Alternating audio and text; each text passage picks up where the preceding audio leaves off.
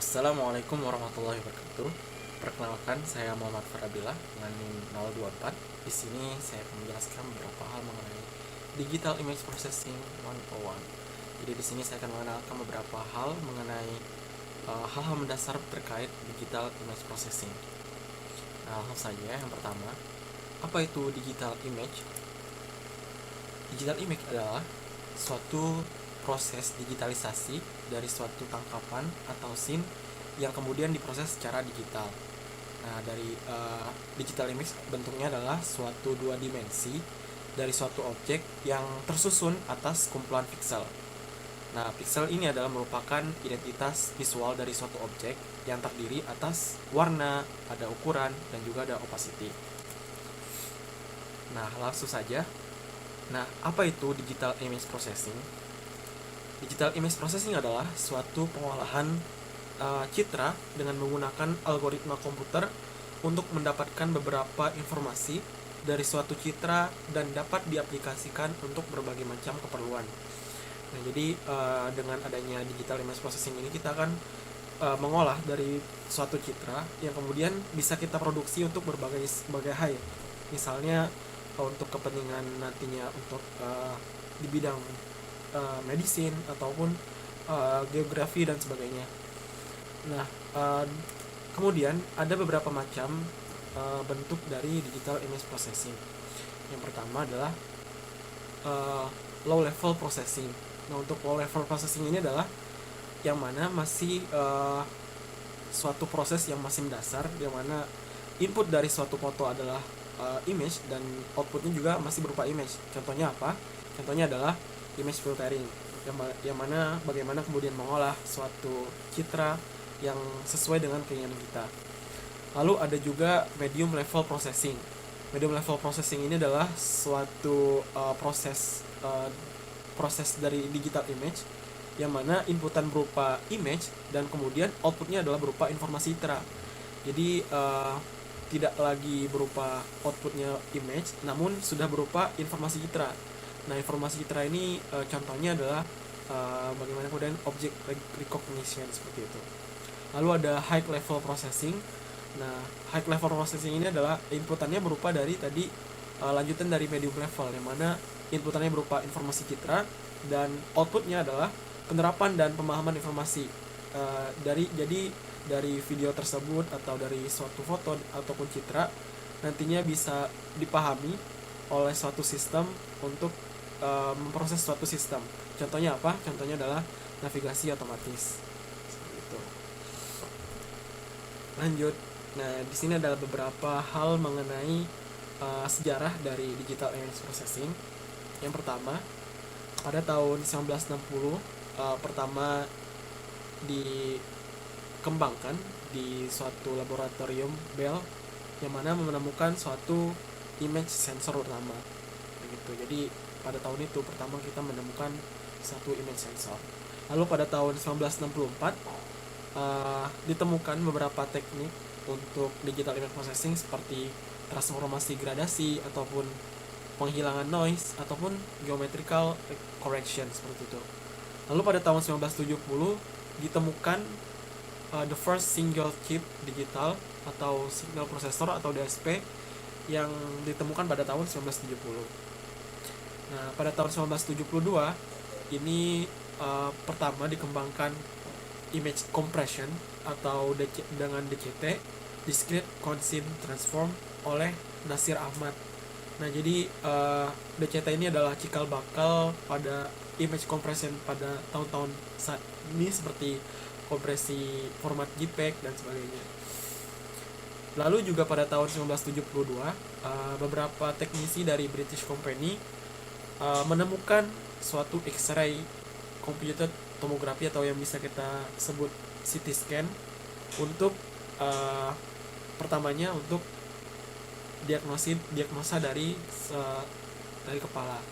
Lalu pada tahun 1975 dikembangkan CT scan pertama untuk yang bisa mendiagnosa seluruh tubuh seperti itu. Lalu lanjut langsung ke tahun 1993 ditemukan CMOS sensor yang ditemukan oleh Eric Fossum dan timnya. Lalu pada tahun 2015 ditemukan suatu teknik DCT compression yang lebih efisien, yang kemudian penggunaannya sudah meluas dan bisa kita temui saat ini dengan beberapa contoh dari format JPEG yang kita gunakan saat ini, seperti itu.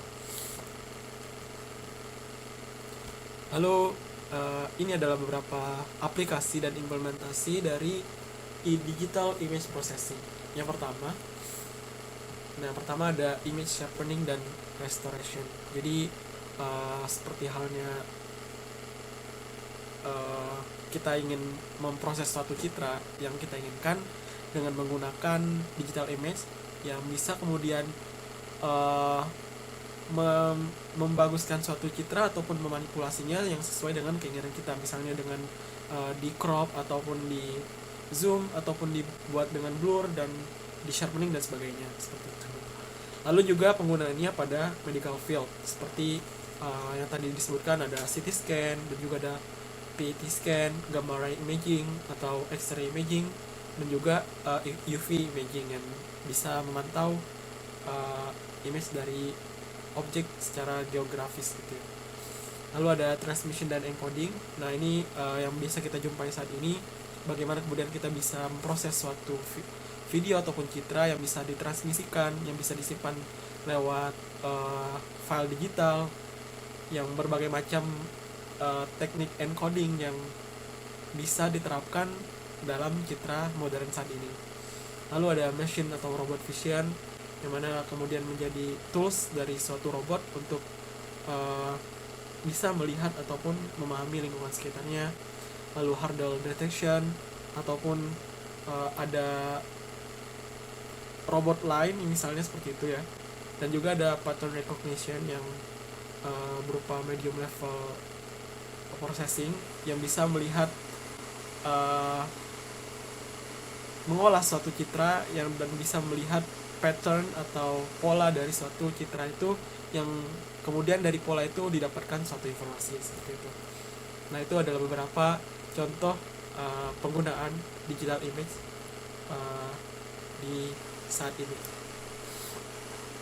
Nah ini ada beberapa kunci atau key stage in digital image processing. Yang pertama, image acquisition and enhancement. Jadi untuk pertama-tama, jika kita ingin memproses suatu digital image, yang pertama kita perlu melakukan image acquisition atau enhancement, yakni pengambilan data atau pengambilan gambar, dan kemudian kita membaguskan kualitas dari citra itu.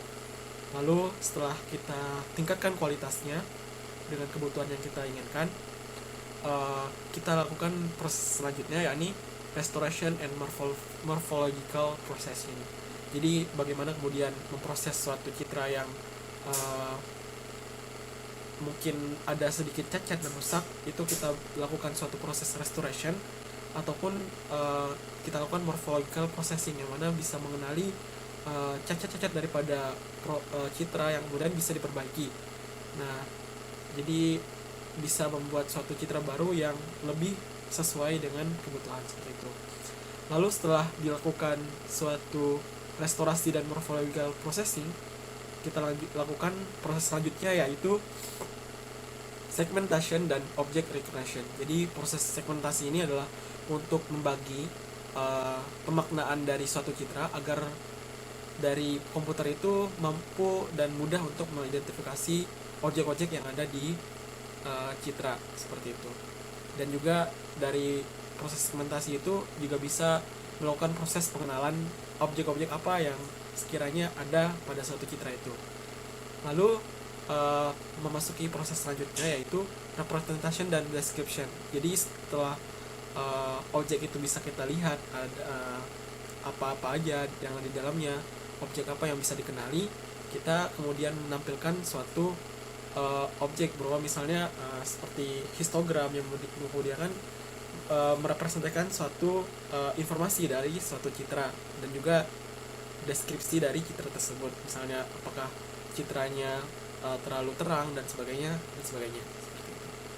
Jadi tadi proses representation dan description adalah suatu proses penampilan suatu citra yang dibutuhkan yang berisi intisari dan juga informasi yang kita butuhkan seperti itu. Lalu yang terakhir ada yang namanya image compression atau coloring.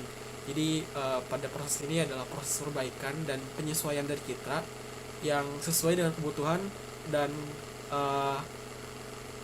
sesuai kebutuhan dan kompatibel dari device kita agar lebih mudah memproses suatu citra itu.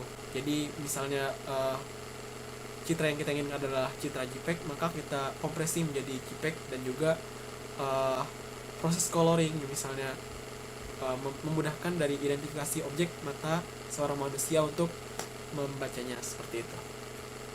Nah, mungkin sekian penjelasan mengenai beberapa hal mendasar terkait image processing. Semoga penjelasan yang saya sampaikan bisa membantu, dan sampai jumpa di penjelasan selanjutnya.